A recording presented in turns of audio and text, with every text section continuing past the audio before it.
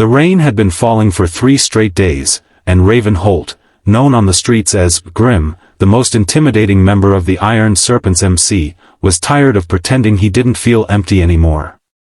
People feared him for his size, for the scars on his knuckles, for the way he stared without blinking. But the truth? He hadn't slept in weeks. His little sister, the only family he had left, had died 5 months earlier, and every night since, he had replayed the moment he failed to protect her. He told himself he didn't care. He told the world he didn't need anyone. But loneliness is a stubborn ghost.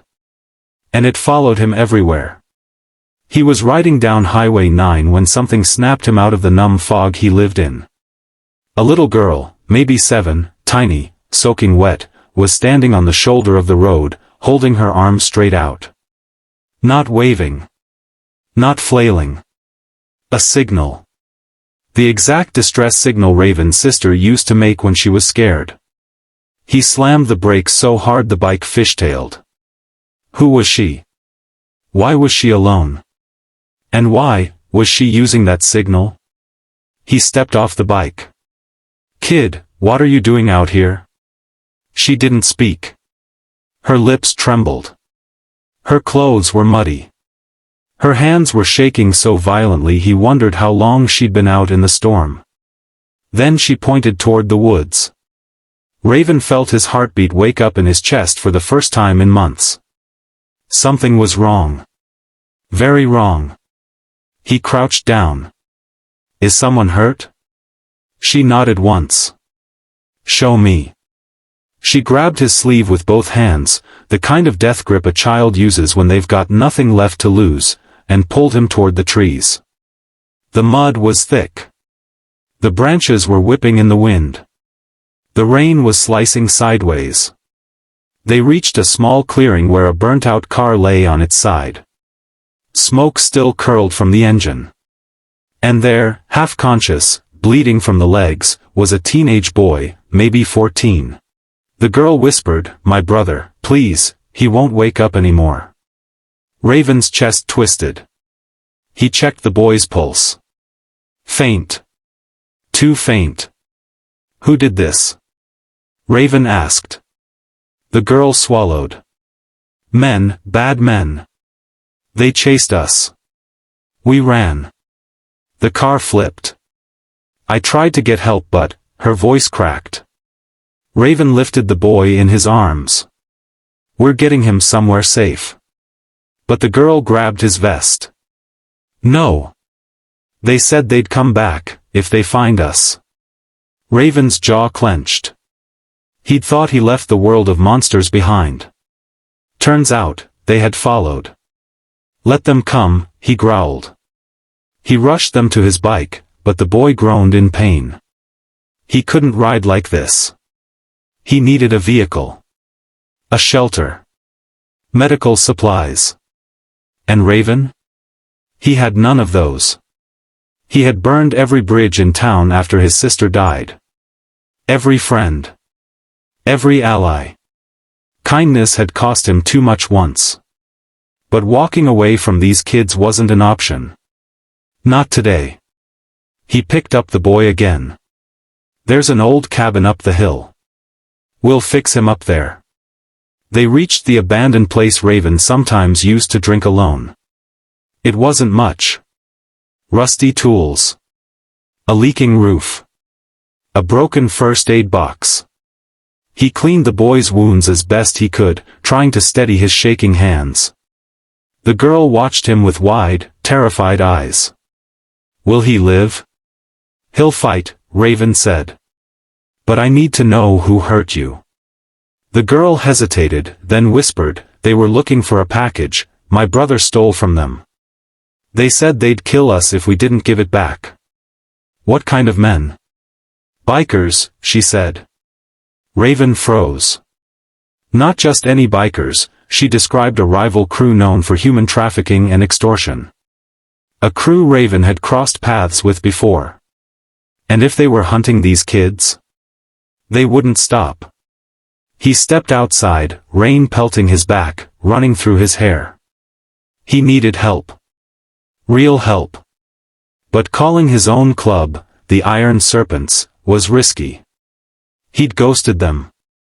He'd burned out, disappeared, left without a word. They were loyal men, but loyalty cuts both ways. He dialed the number anyway. It rang. And rang. Finally, "You alive, Grim?" It was Rafe, the club VP. "Listen," Raven said. "I need a med kit. And backup." Rafe whistled. "Been gone 5 months and the first thing you ask for is favors? 2 kids are in danger," Raven snapped. "And men are coming to kill them." Silence. Then, location. Raven exhaled for the first time in hours. 20 minutes later, headlights appeared through the trees. But they weren't serpents. They were the rival crew. 3 bikes. 1 truck. The kids screamed inside the cabin. Raven pulled his knife. No hesitation. No fear. The loneliness that once hollowed him out now burned into something sharp and purposeful. He whispered to himself, "Not again. I'm not losing another kid." He fought hard, harder than he had since his sister died. But he was outnumbered. A blow to the ribs sent him crashing into a tree. A boot stomped his hand. A gun cocked beside his ear. Then, engines. Loud. Furious. The Iron Serpents roared up the hill like a thunderstorm. Rafe tackled the gunman. 2 others dragged Raven up. "You look like hell," one muttered. Raven coughed. "Feel worse." The rival crew retreated under the weight of the Serpent's fury. But the kids weren't safe.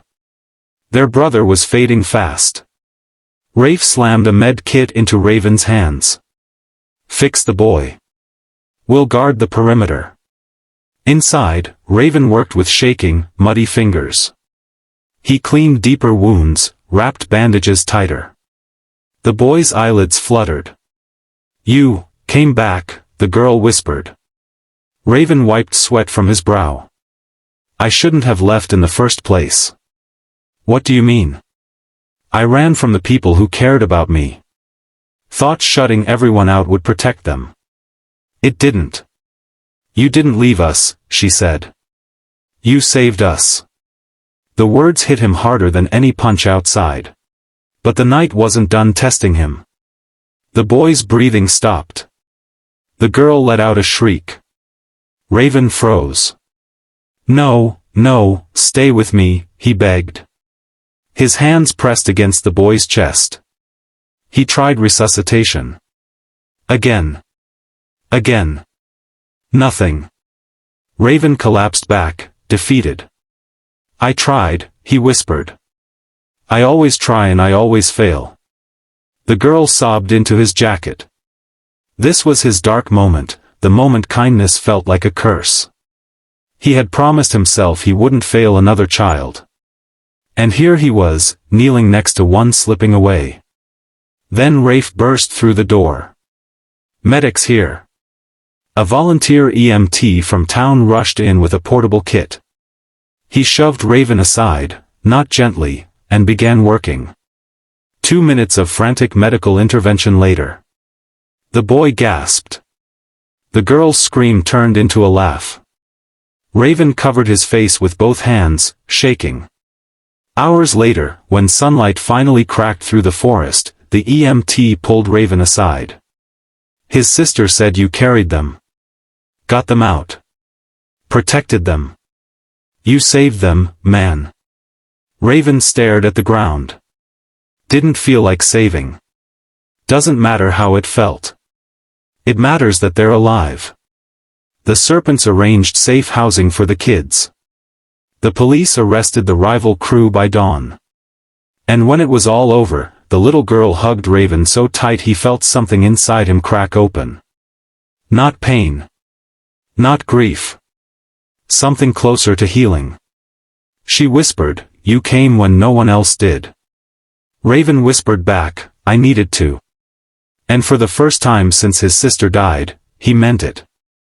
Sometimes the world pushes people like Raven into corners so dark they forget who they used to be.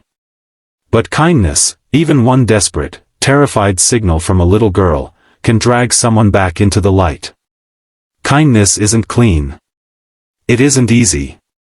It usually costs something: pride, time, safety, sleep. Sometimes it breaks you before it fixes you. But the truth is simple: no one ever regrets helping. They only regret the moments when they walked away. If this story touched your heart, share it with someone who needs to remember that even the hardest people can choose compassion, and that one small act can rewrite an entire life.